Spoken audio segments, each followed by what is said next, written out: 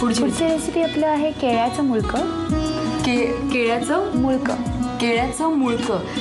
बरं, ठीक आहे, आपण बोलूया त्यावर. आधी साहित्य सांग. दोन केळी किसून त्याचा साधारण पल्प काढून. पिकलेली केळी, पूर्ण पिकलेली केळी पाहिजे त्याला. गूळ, अर्धा वाटी गूळ, अर्धा वाटी खोबरं. आता ही छोटी वाटी असल्यामुळे ते भरलेलं वाटतंय. नाहीतर अर्धा वाटी खोबरं, अर्धी वाटी रवा, काजू, बदाम आणि किशमिश हे आपल्या आवडीनुसार आपण मिक्सचरमध्येच घालू शकतो.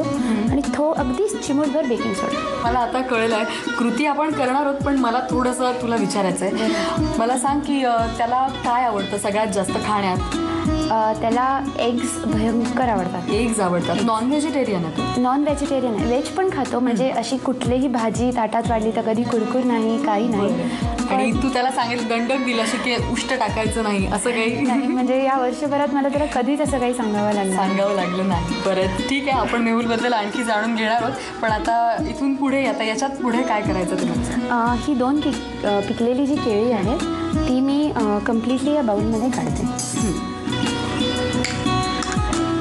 मला थोडं प्रश्न म्हणजे की हे थोडं नवीन आहे, काय आहे हे नेमकं? ही केळ्याचं मुळकं म्हणजे ॲक्च्युली कारवारी डिश आहे. कारवारी डिश आहे? कारवारी, कारण मेहुलची ओरिजिन म्हणजे त्यांच्या बाजूची फॅमिली जी आहे ती कारवारची आहे. अच्छा. आणि तिकडची ही स्पेशालिटी म्हणजे आपल्याकडचा कसा मोदक तसं त्यांच्याकडचं केळ्याची मुळकं. अच्छा, मग हे सणासुदीला करतात का? हो, नक्कीच. अच्छा, आता यानंतर काय करायचं? ह्याच्यामध्ये थोडा गूळ घालायचा. गूळ किती घेतलास तू? मी अर्धा वाटी गूळ घेतलाय. 2 वाटी दोन पिकलेल्या केळ्या. अर्धी वाटी रवा. पूर्ण वाटी खोबरं आधी घालायचं, मग अर्धी वाटी रवा. की जर मोठ्या वाटीत जर खोबरं काढलं तर साधारण अर्धी वाटी होतं. आणि हा रवा टाकायचा. मग रवा काय तू भाजून घेतलायस की नाही? कच्चाच आहे. कच्चा रवा आणि बारीक रवा आहे, शिऱ्याला आपण वापरतो तो तसा रवा. बरं, मग हा सगळा घालू? हो, सगळा.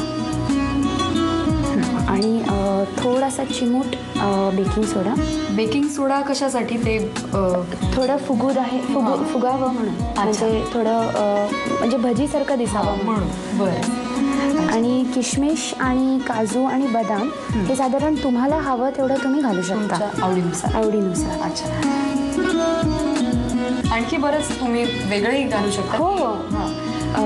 तुम्ही कधी म्हणजे केळ्याच्या मुळकामध्ये मोदकाचं सारण करून तसंही करू शकतो. म्हणजे याच्यातच केळ्याच्या मुळक्यातच ते तसंच करता येतं. अच्छा. मग कधी केळ्याच्या मुळक्यात तुम्ही तुम्हाला एसेन्स वगैरे घालायचं असेल तर तुम्ही तसंही करू. अच्छा, बरं. मग आता हे तू मिक्स करणार. पाण्याने अजिबात घालणार नाही, कारण त्याने मग ते पातळ होईल. अच्छा. मग आता हे मिक्स केल्यानंतर काय करायचं? मिक्स केल्यानंतर ह्याचे छोटे गोळे करून ते तेलात सोडायचे. एकजीव करून झालं ना? हो, पूर्ण करून झालेलं आहे. मग आता तळायचं. आता तळण्याची तयारी. ठीक आहे, मग आपण तळण्याची तयारी करूया. तेल कडकडीत तापलंय. आता आपण मुळके त्याच्या वड्या करून घेणार ना? साधारण गोळे करायचे आणि ते आता आपण तेलात सोडणार. तेलात तळल्यानंतर तयार ना? तयार. मग हे काय करायचं? कशाबरोबर खायचे? हे तुपाबरोबर खायचे. म्हणजे आपण महाराष्ट्रीयन पद्धतीमध्ये कसं मोदकावर गरम तूप सोडतो त्याप्रमाणे ह्याच्यावर गरम तूप सोडून खायचे. क्या बात आहे. म्हणजे तळून झाल्यानंतर केळ्याचे मुळके तयार होणार आहेत. आय एम शुअर तुम्हालाही करायचे. साहित्य आणि कृती लिहून. केळ्याचं मुळूक बनवण्यासाठी लागणारं साहित्य: कुस्करलेली केळी, गूळ, ओलं खोबरं, 1 वाटी रवा, काजू, बेदाणे आणि बेकिंग सोडा. कृती: प्रथम एका बाउलमध्ये 2 पिकलेली केळी कुस्करून घ्यावी. त्यामध्ये थोडा गूळ, ओलं खोबरं, अर्धी वाटी रवा, चिमूटभर बेकिंग सोडा, काजू आणि बेदाणे घालून मिश्रण एकजीव करावं. या मिश्रणाचे गोळे कडकडीत तेलामध्ये खरपूस तळून घ्यावे.